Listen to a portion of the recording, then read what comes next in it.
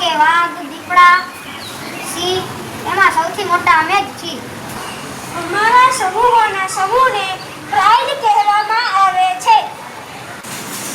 અમે નરસિંહ ચોક્કસ સમય દરમિયાન અમારા પરિવાર સાથે જોડાયા રહીએ છીએ. અમારા સમૂહનો નિશ્ચિત આવાજ વિસ્તાર હોય છે. અમે નિર્ભય છીએ. અમે સુંદર કેસવાળી ધરાવીએ છીએ. અમારી ગર્જના 8 કિલોમીટર સુધી સંભળાય છે. અમારી વસ્તી જૂનાગઢમાં સૌથી વધુ જોવા મળે છે.